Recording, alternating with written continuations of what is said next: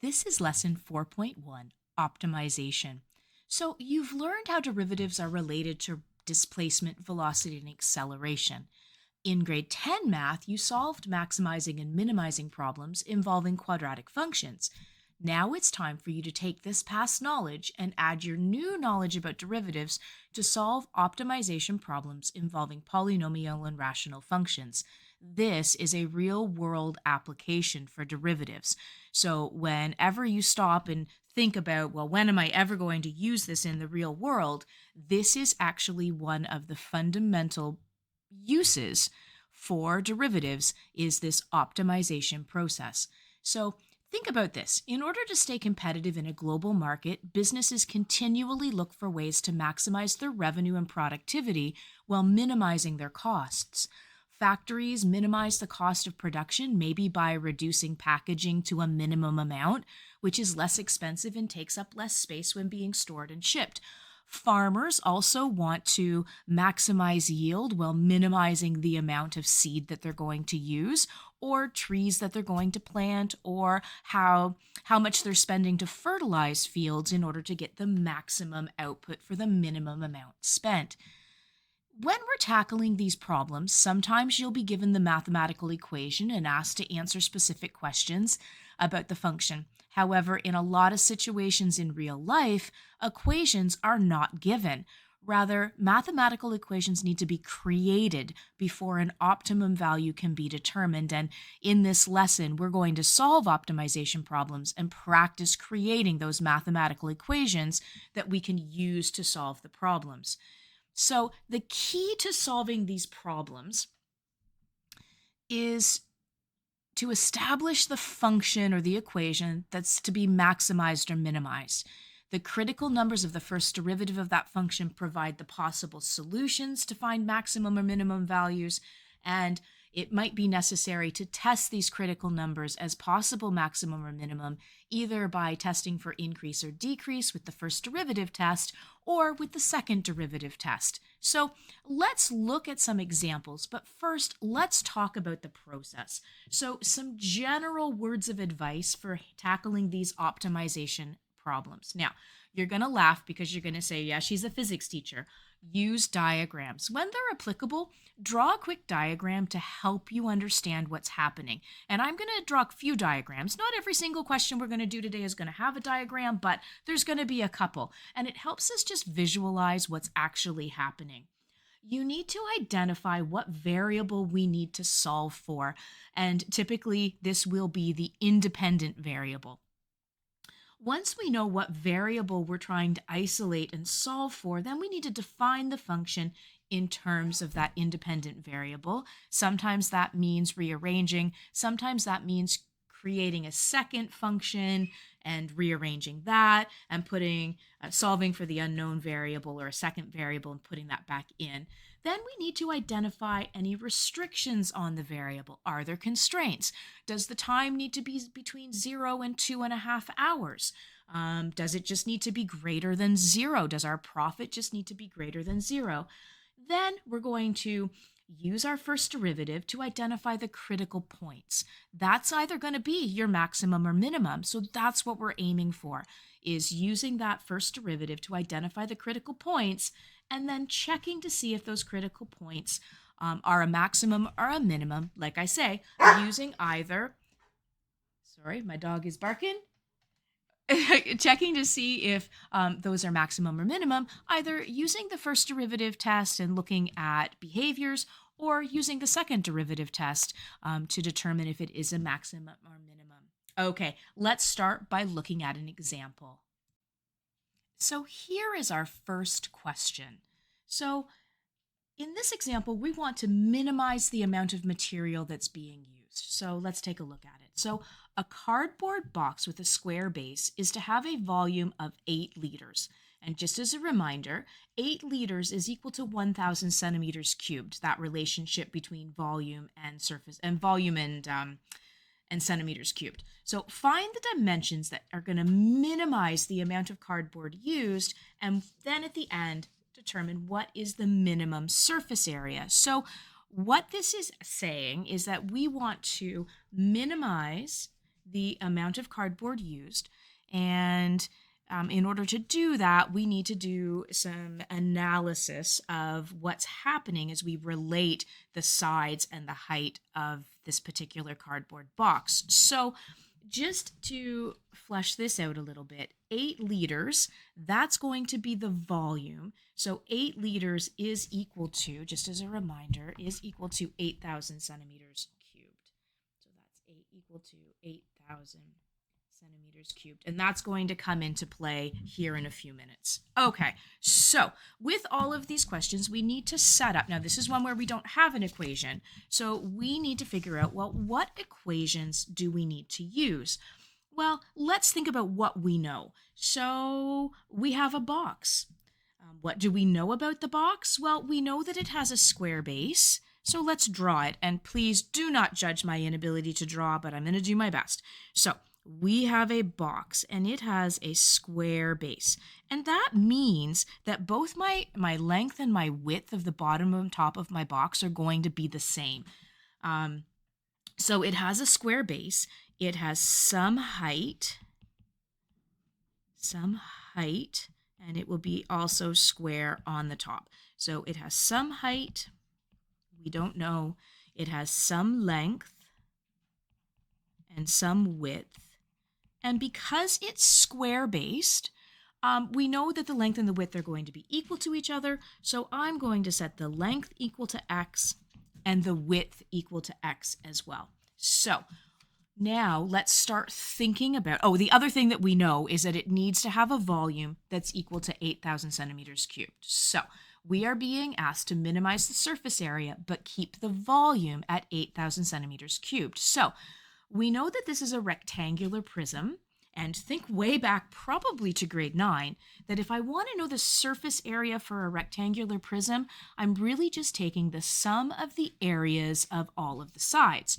So my surface area is going to be equal to 2 times the length times the width, plus 2 times the length times the height, plus 2 times the width times the height. So again, that's just the sum of the areas of all of the sides. So we can replace the length and the width with x because we know that they're both equal to each other. So now my surface area equation is going to look a little bit different. So my length and my width are both x, so this will be 2 length times width, x times x, which will give me x squared. Now I have 2 times my length times my height, so 2 times my length of x times my height, we don't know what that is, plus 2 times my width times my height, so 2 times x plus my height. Now, this is looking a little better. This is starting to look a little bit more like an equation that we might be able to use. So we're going to collect these like terms, and when we are done with this, we end up with 2x squared plus 4xh as our surface area equation. So how can this be at a minimum while keeping the volume at 8,000 centimeters cubed? So we need a surface area equation that only has one variable. So this is what I meant about identifying the independent variable. And in this case, we want to write this just in terms of the length, so in terms of x. So an expression of h in terms of x, while keeping in mind that the volume needs to be 8,000 centimeters cubed. So let's think about our constraint. So this is what I'm talking about for our constraint.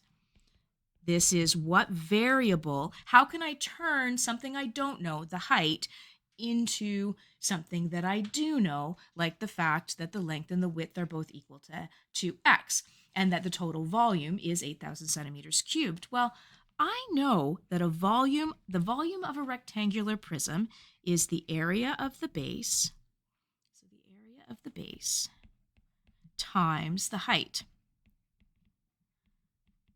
So we know a little bit about this. We know the volume is 8,000 centimeters cubed, and we know that the area of the base times the height will be x times x, length times width, x times x, so x squared times the height.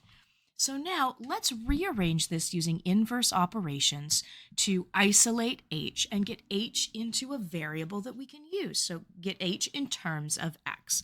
So remembering back, we're just going to use opposite operations. I'm going to divide both sides by x squared. And that gives me that h is going to be equal to 8,000 all over x squared. So now we can use this to replace the height in our original equation. So let's put this now into our original equation. I'm going to bring it up here and we're going to put it into this equation. So now my surface area is going to be equal to, now this is my surface area at x, or my surface area with respect to x, or only at x, however you want to think about it. We've eliminated the height. We are just looking at how the width and the length affects this. So we have 2x squared plus 4x. Now, where that h is, we're going to replace that with 8,000 divided by x squared. Okay, we can right away eliminate an x from here and do a little bit of math. In fact, we can multiply this 4 times 8,000. So my surface area at x is going to be equal to 2x squared plus 4 times 8,000 is 32,000 all over x. So this is the equation that we can use to determine for any length and width, what will the surface area be. So now we're going to move on to part 2, and we need to figure out, well, now that we have our equation, we're going to move on to part 2. What are our critical values? When this equation, so this equation right here, what are my critical values for that equation? And we're going to use the first derivative. We're going to take the first derivative and find the critical points. I moved on to a new page just to give us a little bit more room. That is one thing you're going to find with these, is they do take up quite a bit of room. So we are going to take the first derivative of this particular equation, because remember, our first derivative, we take the first derivative, set it equal to 0, solve for x. That's going to be our critical points. So my first derivative of this, so let's make this a little bigger. So SA prime in relation to x. So power rule, 2 times 2 is 4x. Now we have plus, actually, hold up. Okay. I'm going to rewrite it a little bit first. Sorry, I changed my mind about how I want us to look at this. So we're going to rewrite it. Okay, let's just get rid of all of that. Okay, so we're going to rewrite it first because I want to bring this up here just to make this a little bit easier to differentiate. So this is 2x squared plus 32,000 x to the negative 1. Remember, those are equal to each other. So this and this are the same thing. Okay, so now let's take the derivatives. So my first derivative of the surface area equation, power rule, 2 times 2, 4x. The derivative of 32,000 x to the negative 1, bring the negative 1 in front, so that ends up being negative 32,000 x. Now negative 1 minus 1 gives us to the negative 2. So our first derivative is equal to 4x minus 32,000 all over x squared. Let's set that equal to 0 and find out what our critical points are. So 4x minus 32,000 all over x squared. Well, I'm going to just use opposite operations. So I'm going to move this over to the other side. So that becomes 32,000 over x squared is equal to 4x. Now, I want to get all the x's onto one side, so I'm going to multiply both sides by x squared. So that eliminates that, and that leaves us with 32,000 equals 4x times x squared is 4x cubed. Now I'm going to divide out that 4 So divide out that 4. And that leaves me with x cubed is equal to 8,000. And now we take the cube root of both sides to get x by itself. And x then ends up equaling 20. So 20 is going to be the critical value that we're looking for. So what this is telling me is that the length and the width, when the length and the width is 20, there's either going to be a maximum or a minimum point. So we now need to figure out, is this a maximum or a minimum? So so this is finding our critical point. And now we're going to test that to see if that's a max or min. And we're going to do that by taking the second derivative of our surface area equation and then plugging in our value of 20 to see if it's greater or less than 0. Okay, so we have 4x. So our surface area, the first derivative, is equal to 4x minus 32,000 x to the negative 2. Now I want to take the derivative of this. So my second derivative is equal to 4. Derivative of 4x is just 4. Now this negative 2 comes down and we multiply. So the negative 2 comes down and we multiply. So now this becomes a plus, and 32,000 times 2 is 64,000. And this becomes x to the negative 3. Negative 2 minus 1 becomes negative 3. We don't have to do anything else with this other than substitute our value of 20 into it and see what the answer is. And we're not even too worried numerically what that answer is, other than is it greater than 0, equal to 0, or less than 0. So we are going to sub in, not x this time, we're going to sub in 20. So we have 4 plus 64,000 times 20 to the negative 3. Now that negative 3 is attached to the 20. When we do that math, we get a value of 12. So since my second derivative at 20 is greater than 0, that means that this is a minimum point. See what I mean by this is putting everything together. All the stuff that we've been doing with those first and second derivative tests, max and min. So now the last part that we have to do here is actually solve the problem or create our conclusion. I think that might be a good way to say it. So now we need our conclusion. So remember, back in the original question, we were being asked to find the dimensions that will minimize the amount of cardboard used for an 8,000 centimeter cubed volume box. And we want to know what is the minimum surface area. So we filled in a few of these pieces. We know that our length and width, so my length is equal to 20 centimeters. My width is also equal to 20 centimeters. What I don't know is my height.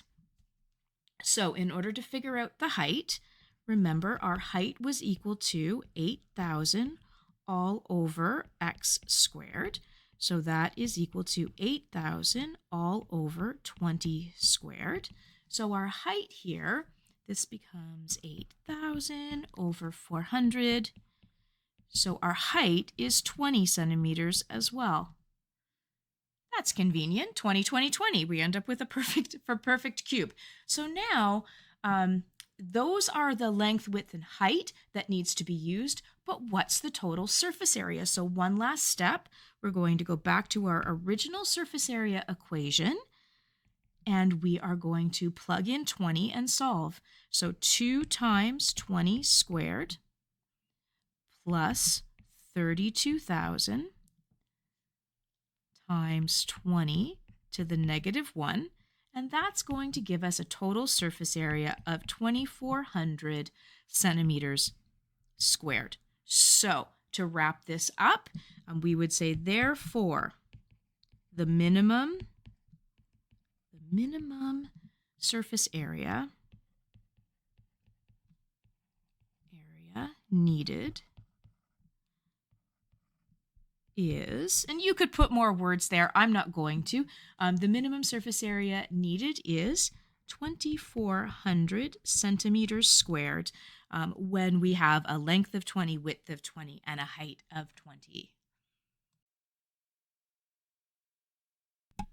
Now let's look at one where we want to minimize the cost. So here's our example.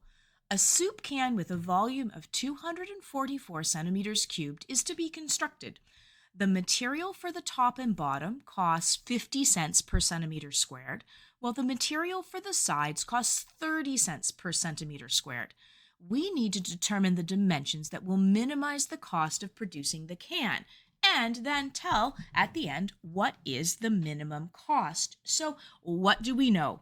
I'm not going to draw it, but what do we know? Well, we know that the soup can is a cylinder that has to have a volume of 500 centimeters cubed. So what do we know about surface area and cylinders? Well, we know that the surface area of a cylinder, and again, this is way back to grade 9. So the surface area of a cylinder is 2 times the area of the base, because we have a top and a bottom.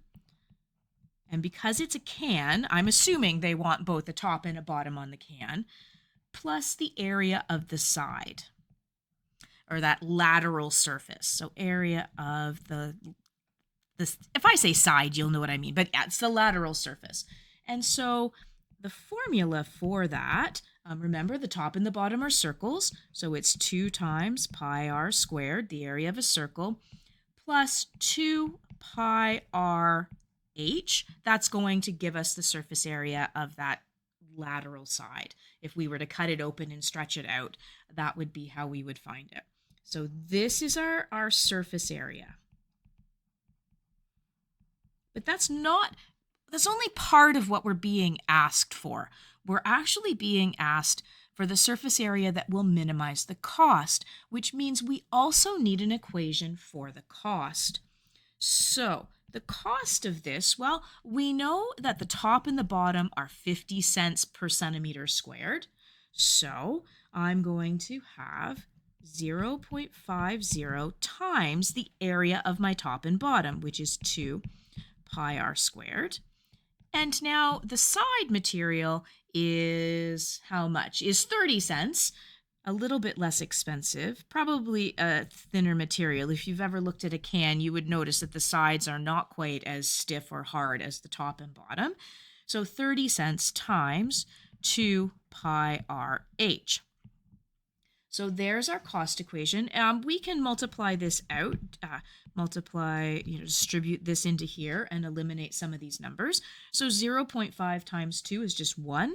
So we end up with pi r squared. And then 0.3 times 2 is 0.6. And that's pi r h. So there's our cost equation. Now we need to find a way to fit one of those into the other. So now we're going to talk about our constraint.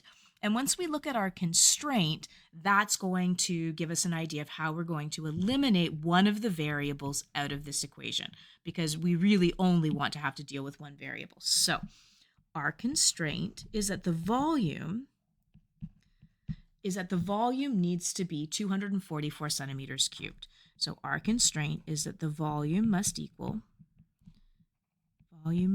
be 244 centimeters cubed. So no matter what, no matter how big or small the can is, the volume has to be 244 centimeters cubed. So the volume of a cylinder can be calculated using pi r squared h. We know that the volume is 244 centimeters cubed. That equals pi r squared h. Now we want to isolate the h so that we have something, we can make h into r, really is what we're wanting to do. And we're going to do that using opposite operations. So I'm going to divide this side by pi r squared. I'm also going to divide that side by pi r squared. So just inverse operations. So we now know that h is related to this if we have 244 divided by pi r squared. So to have a volume of 244 centimeters cubed, It's going to be, the height will need to be 244 divided by pi r squared. Okay, so now we're going to take this and we are going to put it into our cost equation to eliminate or to replace that h. So my cost is equal to pi r squared plus 0.6 pi r. Now here's our h. We're going to replace that with 244 over pi r squared. Now, again, we can eliminate. We can eliminate that pi, and I can eliminate one of those r's. And that leaves us with a cost. Cost as it relates to the radius, I guess, really would be the better mathematical way to put this. Now, I can multiply this. 0.6 times 244 is 144.6, and that's all over r. And just to make this easier to take the derivative, I'm going to bring this back up here. And that is equal to pi r squared plus 144.6 r to the negative 1. So now we've found the constraint. Now our next step is going to be to determine what our critical points are by taking the first derivative. Okay, so our critical points, remember, will be where the first derivative is equal to 0. Really what we're doing here is we're solving for what radius fits this criteria. What radius is going to give me a maximum or a minimum. So my first derivative of the cost as it relates to the radius, 2 pi r, well, that's 2 times pi r, so 2 pi r. Now, I'm going to bring the derivative of 144.6 r to the negative 1 becomes minus 144.6 r to the negative 2. And I'm going to rewrite that, set it equal to 0, and rewrite it 2 pi r minus 144.6 all over r squared. Now I'm going to rearrange and get r by itself. So first thing I'm going to do is I'm going to move this over to the other side. So we have 144.6 over r squared is equal to 2 pi r. I want to get the r's all on one side, so I'm going to multiply both sides by r squared. That leaves me with 144.6 on the left-hand side and 2 pi r cubed on the right-hand side.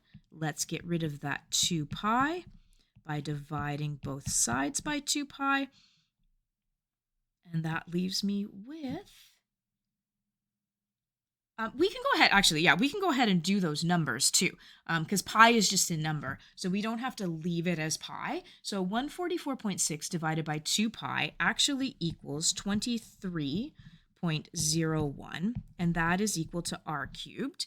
Now, take the cubed root of both of those, and that leaves us with a radius of 2.84 centimeters. So this is the optimal radius for the volume that this can needs to be. So now we need to test whether or not that is a maximum radius or a minimum radius. So we are going to test for max and min. I should probably say max or min there, right? That's probably more correct. Max or min. And we are going to do that by taking the second derivative. So my first derivative is equal to 2 pi r minus 144.6 r to the negative 2. Notice how I've brought that back up here just to make it a little bit easier to take the derivative. So my second derivative for the cost as it relates to the radius will be 2 pi. Derivative of 2 pi r is just 2 pi. Plus, now, because I'm bringing this 2 down and multiplying it, so we have plus 144.6 times 2 is 289.2 r to the negative 3. So that gives us a second derivative equal to 2 pi plus 289.2 all over r cubed. Now remember, we've got our radius that we're testing. So we are going to simply plug this in and test. to see if it's a maximum or a minimum. So our second derivative of 2.84 for our radius is equal to 2 pi plus 289.2 all over 2.84 cubed. When we do the math on that, that gives us 18.8 is our value. Now, I don't really care what this value is other than it's telling me that my second derivative, when the radius is 2.84, is greater than 0. Therefore, this is indeed a minimum value. Okay, we've got our critical point, we've got our max or min. Now let's figure out this minimum cost. So now let's call it solve the problem, or put all the pieces back together. So we know that we need to know the cost. We also need to know the height at which this works out. So the cost is going to just be equal to our original cost equation, which was pi r squared plus 144.6 over r. So we have pi times 2.84 squared plus 144.6 all divided by the, sorry about that, I hit a button, all divided by the radius of 2.84. When we do that math, we end up with a cost of $76.25. So there's part of what we were asked to find. Now, we know the radius, that cost will be a minimum cost when the radius is equal to 2.84 centimeters. We still need to know the height. So what's the height going to be that's going to achieve this minimum price? And our height, remember, equaled 244 all over pi times the radius of 2.84 squared, which is equal to 9.5 centimeters. So to summarize this, as we've solved our problem, to minimize the cost, so the minimum cost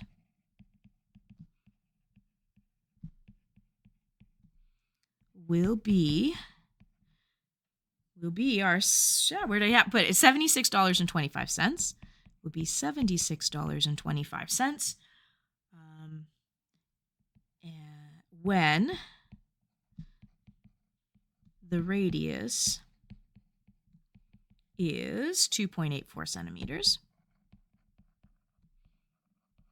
and the height is 9.5 centimeters, well, maintaining a volume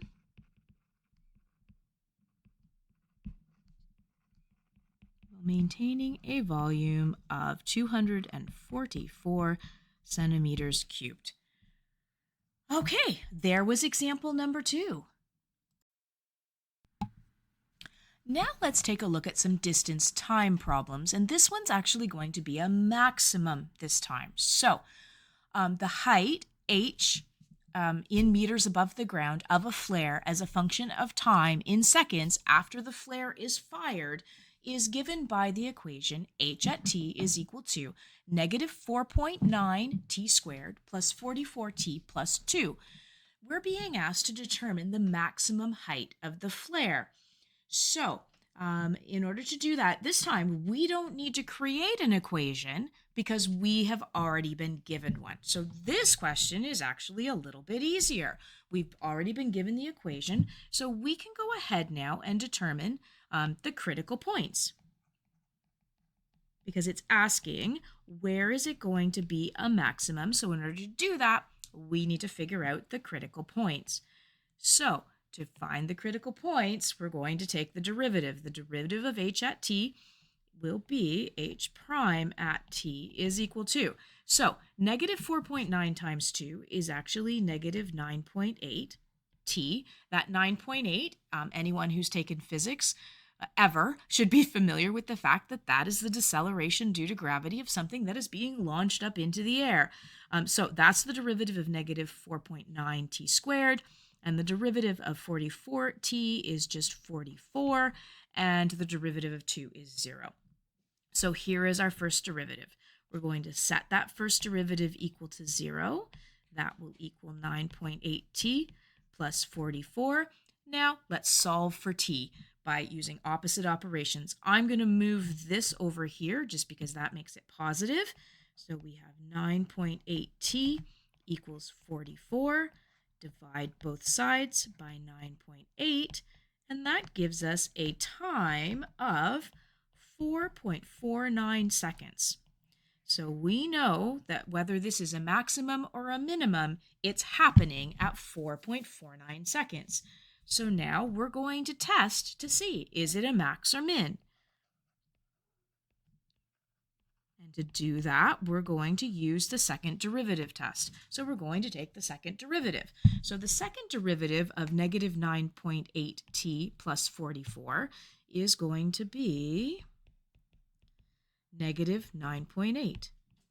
If we think about what this is actually telling us, the first derivative gives us the velocity. The second derivative is giving us the acceleration, remembering back to that. So we have our new equation. The second derivative at t is equal to negative 9.8.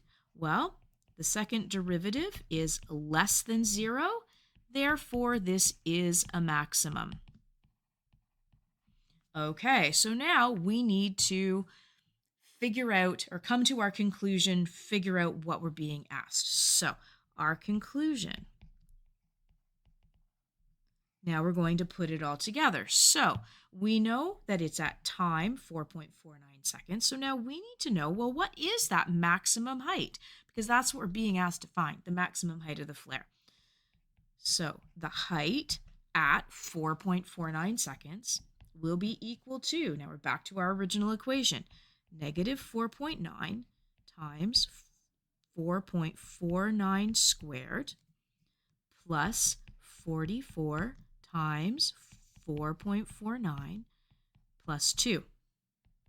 So negative 4.9 times 4.49 squared gives us a value of negative 98.78499. Don't really need that many decimal places, but I don't want decimal place error until the very, not going to get rid of any decimals until the very end. 44 times 4.49 is 197.56 plus 2. When we add all that up, do that math, we get a height of 100.78 meters. We haven't really talked about decimal places for these questions. At the end, it is perfectly okay to make it 2 decimal places. Of course, money, it makes sense to have 2 decimal places, but for everything else, you are good with 2 decimal places as well. And so now let's write our statement. Let's say what this is all about. So we were being asked to find the maximum height. So we can say the maximum height,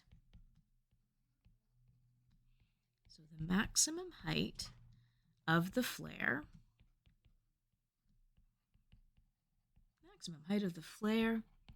will be 100.78 meters at time when t equals 4.49 seconds. So that's one. We didn't have to come up with the equation. We were given it. There were no constraints. We just needed to go ahead and solve the question. And we're going to look at one more example. Okay, here is our last example. And this example has quite a few moving pieces, but the process remains exactly the same. So this is another distance time problem, only this time we're looking for the minimum. So Ian and Ada are both training for a marathon. Ian's house is 20 kilometers north of Ada's house. At 9 a.m. one Saturday, Ian leaves his house and jogs south at 8 kilometers an hour. At the exact same time, Ada leaves her house and jogs east at 6 kilometers an hour. When are Ian and Ada closest together, given that they both run for 2.5 hours? So I think for this one, first thing we need to do, let's look at what domain we're working with. So what this is really asking us is what's the shortest distance between 2 points When are Ian and Ada going to be closest together? And what's our domain that we're working with? What time frame are we working with? Well, we have to be, time will be, obviously has to be greater than or equal to 0. We're not going backwards in time.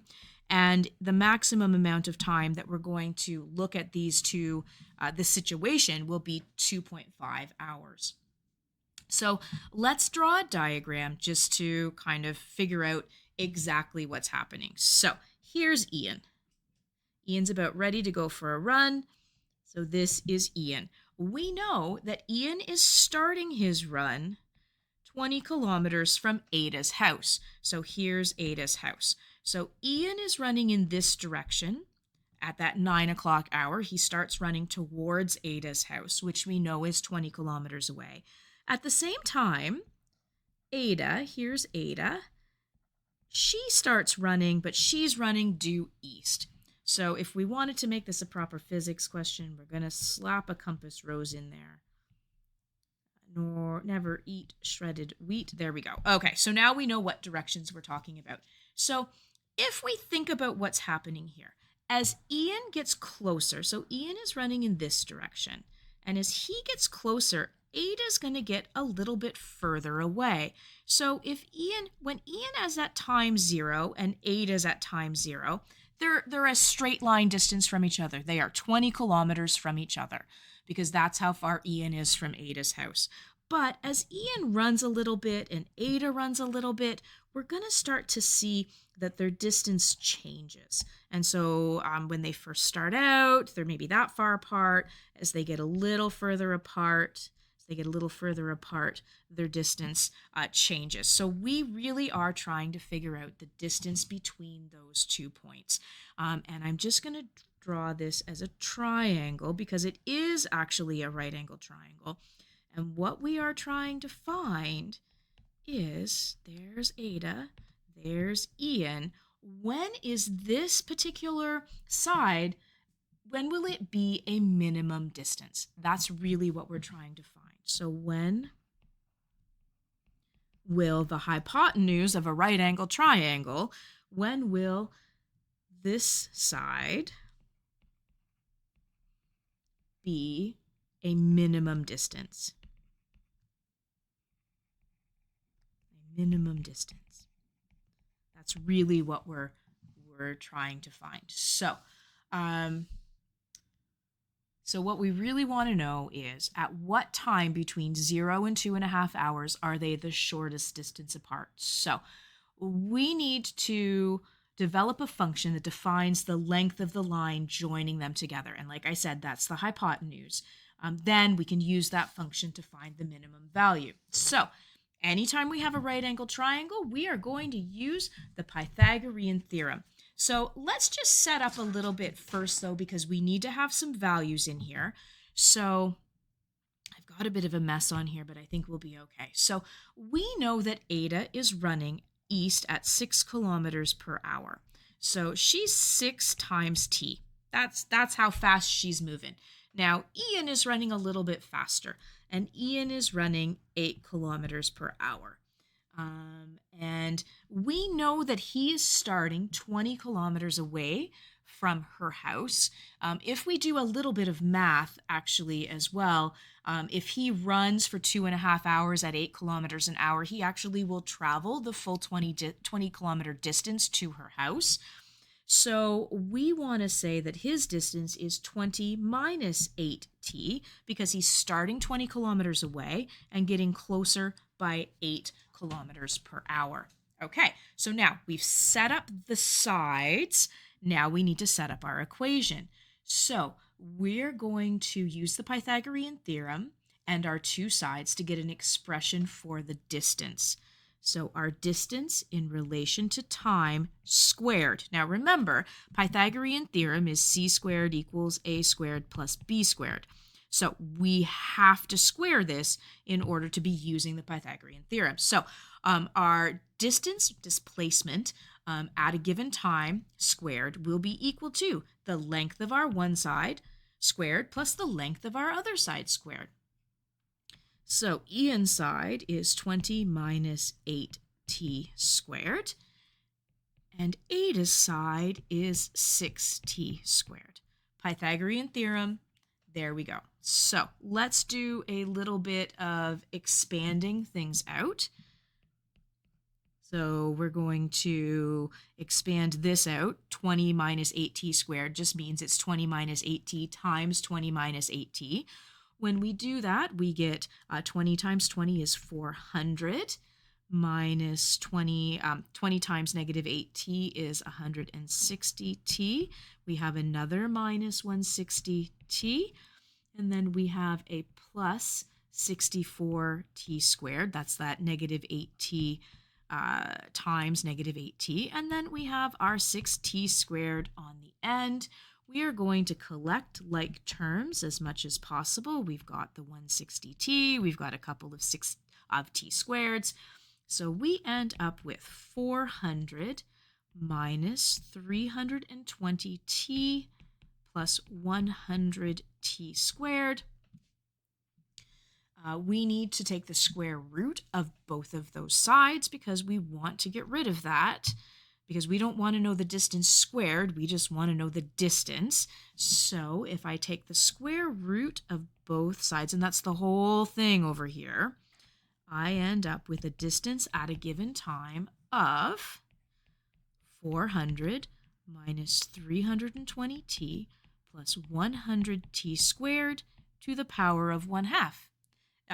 Easier than taking, remember, all I've done there is I've just taken the square root and turned it into an exponent. So this describes the distance between Ian and Ada. It's a function of time. When is the function at its minimum? So we're thinking about when are they the closest together? So when is that hypotenuse going to be the smallest? So we're going to follow the same steps that we have been following. We are going to set this derivative. We're going to find the first derivative and set it equal to 0. We didn't really talk about why we were doing that. Really what's happening, if we were to graph any parabolic function, I'm just going to add an extra page in here and just talk about this quickly. So if I have any parabola, it doesn't matter what it looks like. It could be any parabola. And I take the first derivative of that. Remember, the first derivative is finding the equation of the tangent line. And as we move around on here, we can see that our tangent line will change in its direction. But what we're really looking for, if we're looking for it at the minimum or the maximum, is what is happening at that tangent line when it's horizontal, when the tangent is horizontal. And that's why we're setting the derivative equal to 0. Just a little background math I felt you might want to know. Okay, so back to here. So now we're going to go ahead and we're going to find our critical value.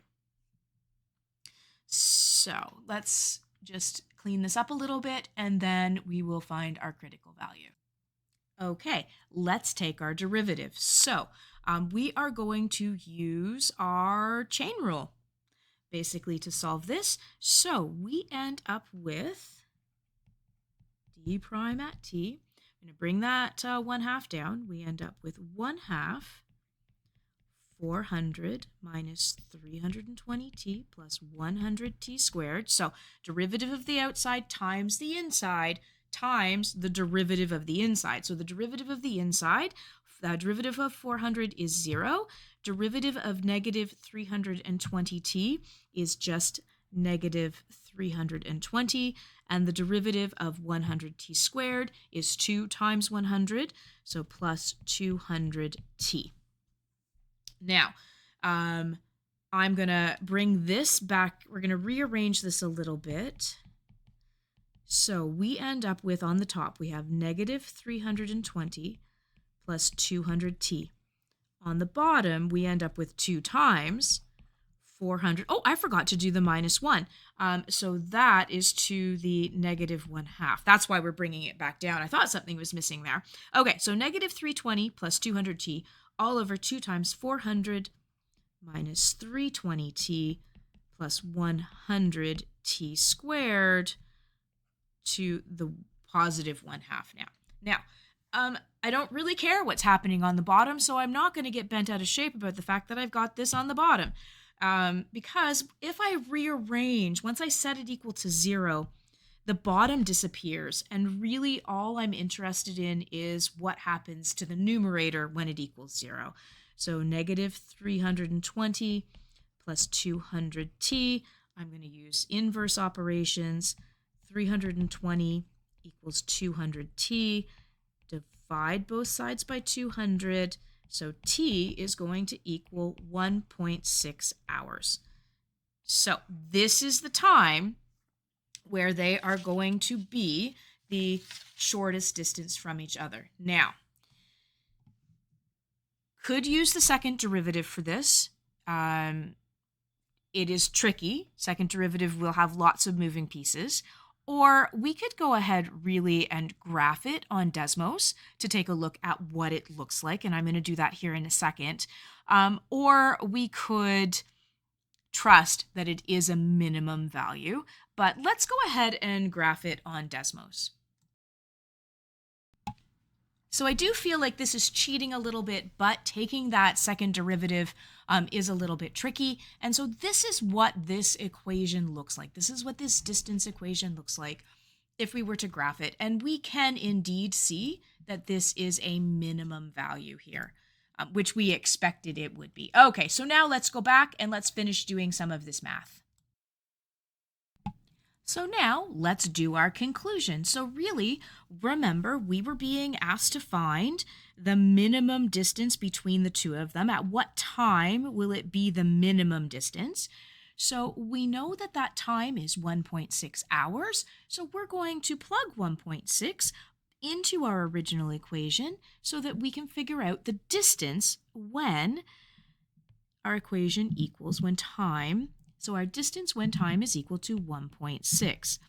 So we had 400 minus 320t, so 400 minus 320 times 1.6, plus 100 times 1.6 squared, and that's all to the 1/2. So now let's do some math. 400 minus 512 plus 256 raised to the 1/2. That equals 144, and we're taking the square root of it. So our distance when the time is 1.6 hours is 12 kilometers. So now we can write our concluding statement. So the minimum distance, there we go, minimum distance between Ada and Ian,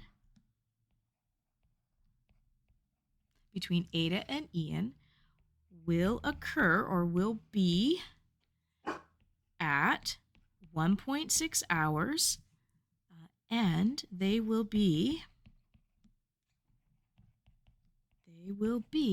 12 kilometers apart. Okay, so we answered the original question. So now what I'd like you to do is do some of these practice questions. The solutions, the textbook answers are posted. So give some of them a try. There's quite a few there. Just try and do a good variety of ones that already have the equation, don't have the equation, just so that you have a good variety of practice. And then no exit ticket today, but there is an assignment that you need to complete. I've given you a few days to work on it. We're going to judge and see how it goes if people need a bit more time. And that is already posted to the VLE. As always, email if you have any questions.